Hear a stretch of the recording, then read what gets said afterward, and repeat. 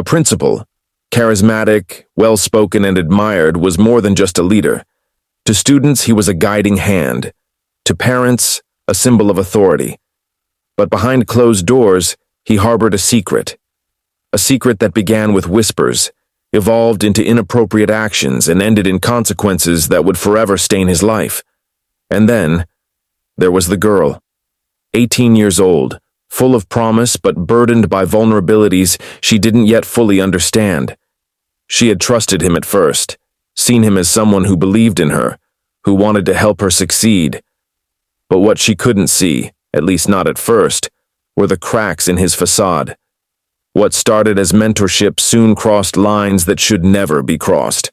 If you stand against domestic violence, murder, child abuse, to mention a few, then you're in the right place. Hit that subscribe button and turn on notifications for more true crime stories. Thank you. He made her feel special. He made her feel seen. But every gesture, every word of praise, carried an undertone she would only later recognize for what it was: manipulation. And when the truth came to light, when she realized the extent of his betrayal, it wasn't anger that consumed her. It was something colder, sharper, a determination to take back the power he had stolen from her. She didn't scream. She didn't cry. She planned. It wasn't a plan born out of impulse or recklessness. It was calculated, methodical, and devastating. She knew exactly how to hurt him, and she knew she had the means to do it. This was no mere act of defiance. This was revenge crafted with precision, revenge that would leave him with something he could never undo. The question is, why did she do it? Was it to expose him, to hold him accountable for his actions? Or was it something darker, an unrelenting desire to make him feel the pain he had caused her, to leave him scarred in ways that could never heal?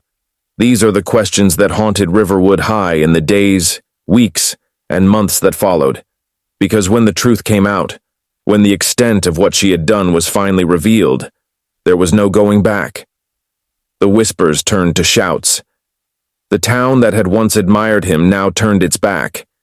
And she, the girl who had once been seen as a victim, became a polarizing figure, a hero to some, a villain to others. But the truth, as always, is far more complicated. This story isn't just about a relationship that crossed boundaries or a plan of revenge that shocked everyone. It's about power, who holds it, who abuses it, and what happens when the powerless fight back. It's about the human need for justice and the lengths we'll go to when we feel justice has been denied. So, as we unravel this tale, ask yourself, what would you have done in her place? Could you have walked away, or would you too have chosen revenge? Because by the end of this story, one thing will be clear: there are no easy answers. This is not a simple story of right and wrong. It is a story of choices, consequences, and the dangerous line between justice and vengeance. And once we cross that line, can we ever truly come back? If you stand against domestic violence, murder, child abuse, to mention a few, then you're in the right place. Hit that subscribe button and turn on notifications for more true crime stories. Thank you.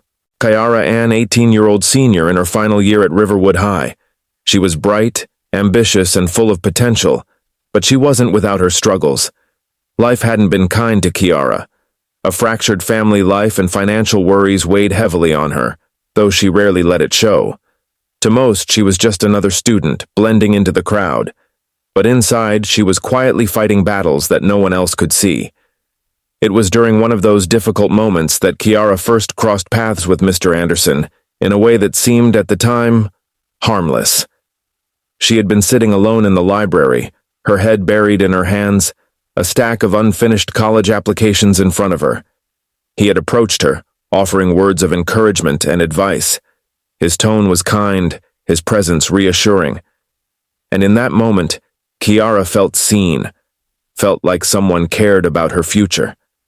At first, their interactions seemed innocent.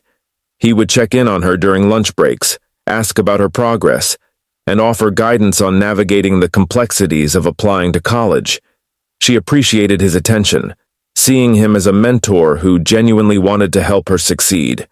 But as the weeks passed, something shifted. Mr. Anderson's compliments became more personal. He began commenting on her appearance, on how mature she seemed compared to her peers.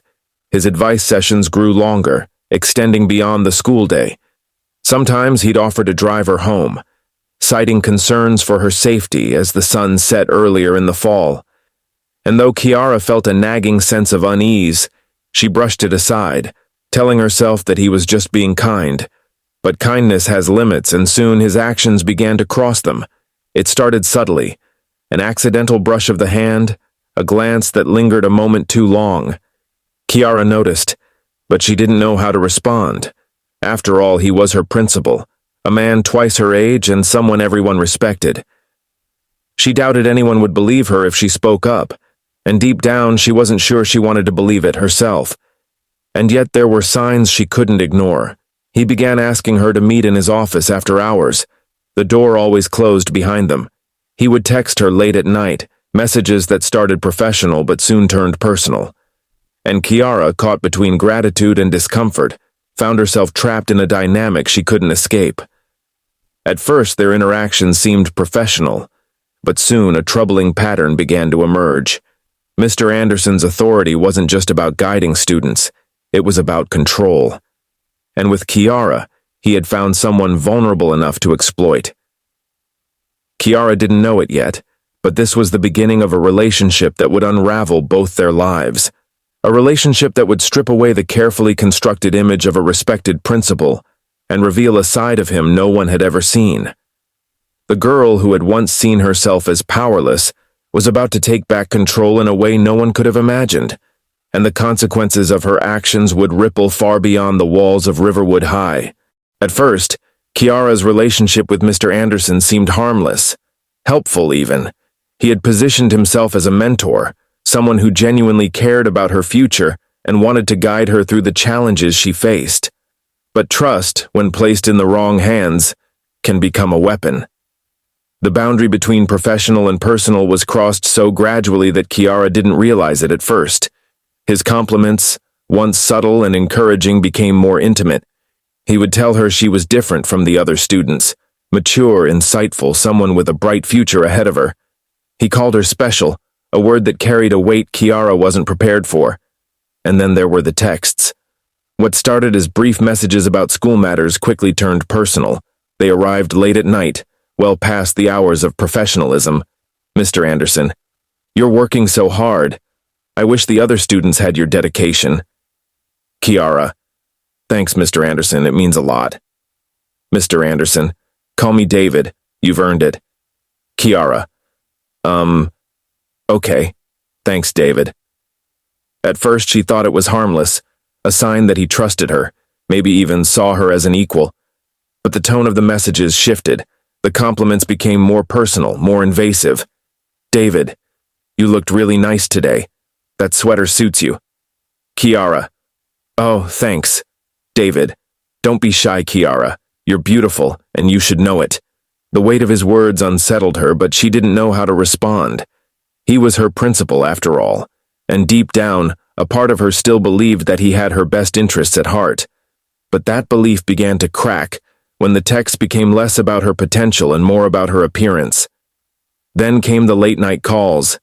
He would ask her about her life, her dreams, even her family. He said he wanted to understand her, to be the person she could confide in when no one else seemed to care.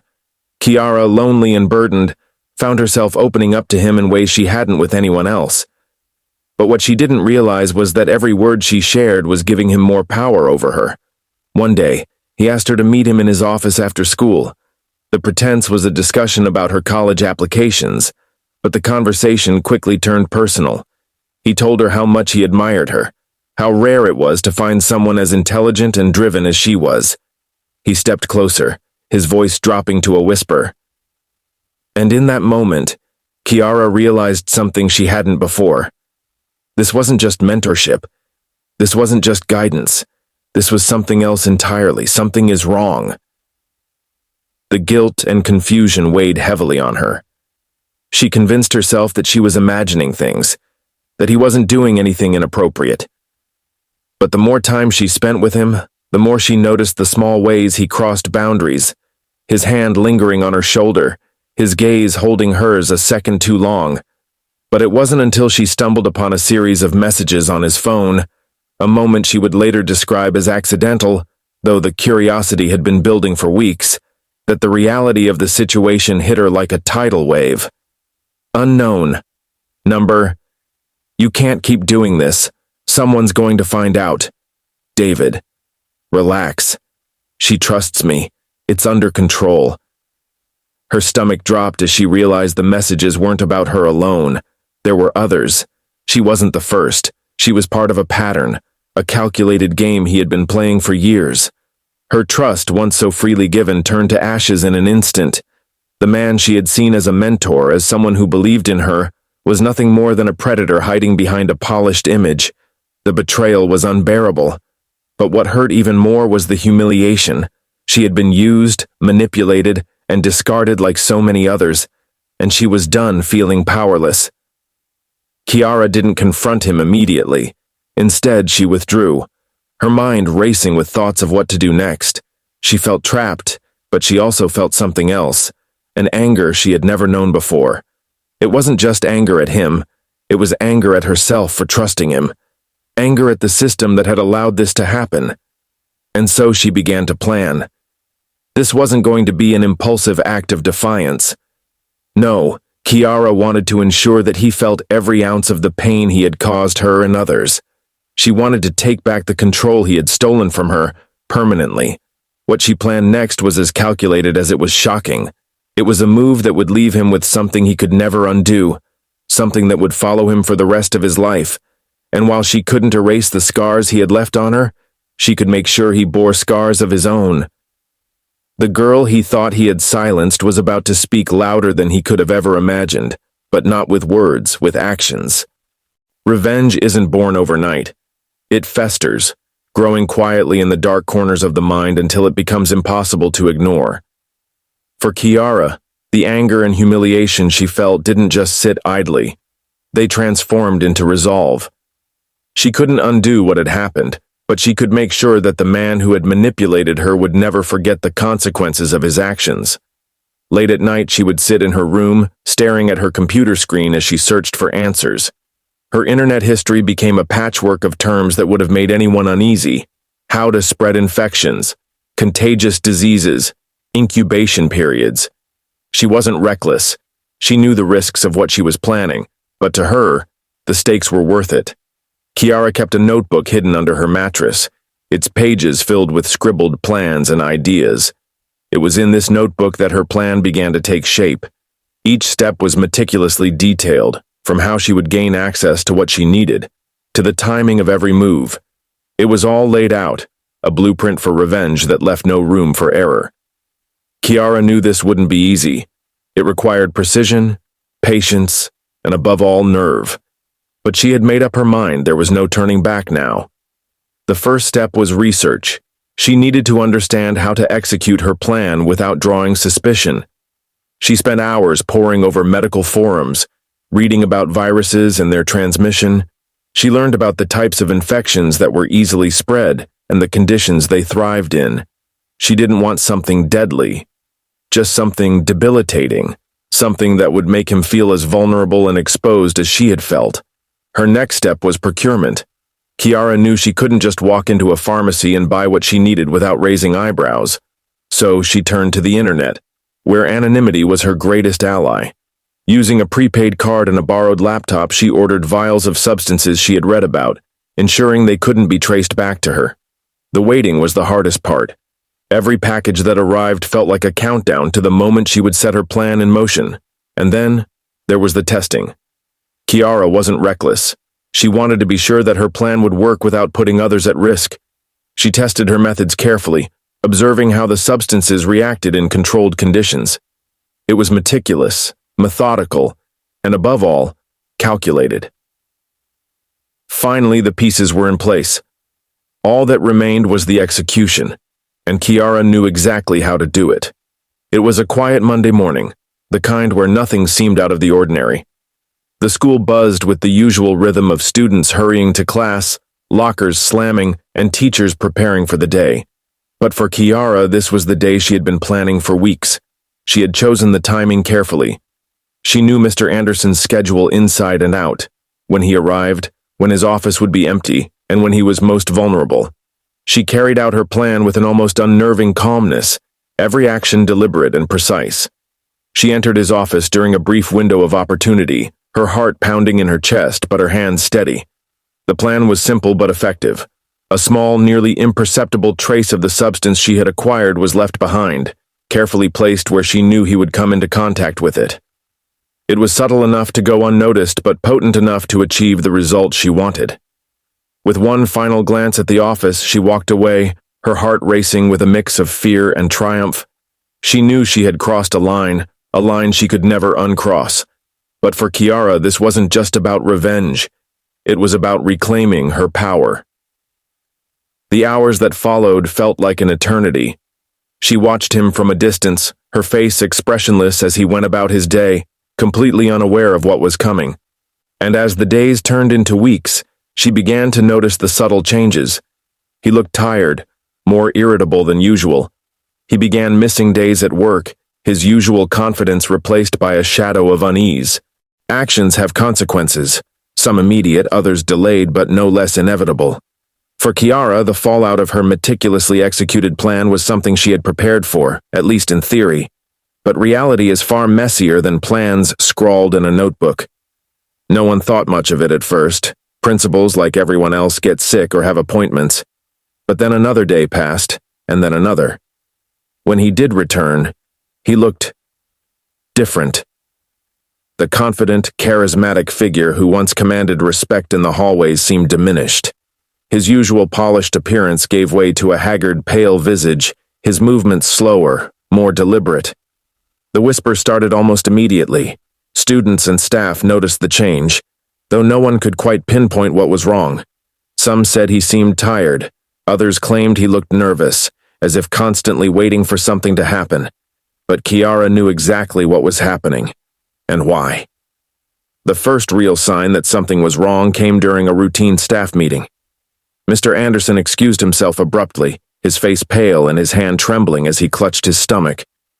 Word spread quickly that he had been taken to the hospital later that day, though no one knew the details. Days turned into weeks and the rumors only grew. Some speculated that he was dealing with stress, others whispered about a mysterious illness. And then, as often happens in small towns, the truth began to seep out in fragments. It wasn't long before word reached the school board that Mr. Anderson's absence was linked to a serious health issue, one that wasn't easily explained. Parents demanded answers, fearing an outbreak or some environmental hazard. The school was forced to release a statement, though it was vague and raised more questions than it answered. But the real shock came when investigative whispers turned to accusations. For Kiara, the fallout was both satisfying and terrifying. On one hand, she had achieved what she set out to do. Mr. Anderson's life was unraveling before her eyes. His health was failing, his reputation was in shambles, and whispers of his inappropriate relationships were finally coming to light. But with every passing day, the weight of her actions grew heavier. The school community was in turmoil.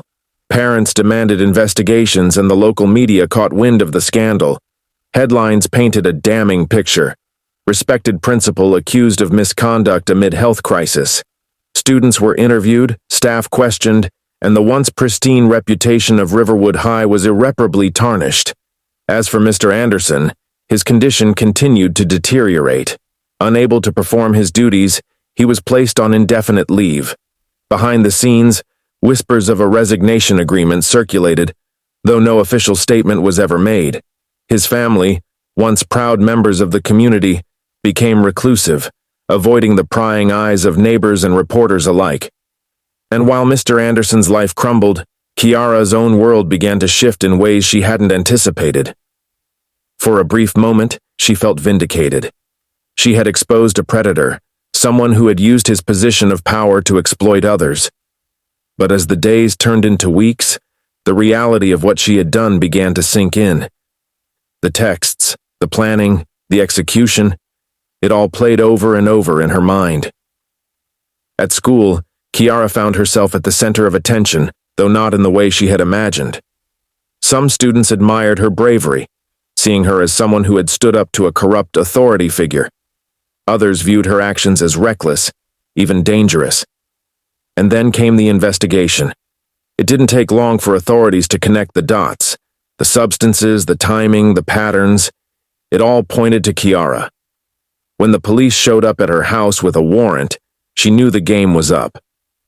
Kiara was arrested and charged with multiple offenses, ranging from assault to the unlawful acquisition of controlled substances. Her parents, blindsided by the revelations, struggled to understand how their bright, ambitious daughter had gotten to this point. In the end, the question wasn't whether Kiara was guilty. She had admitted as much.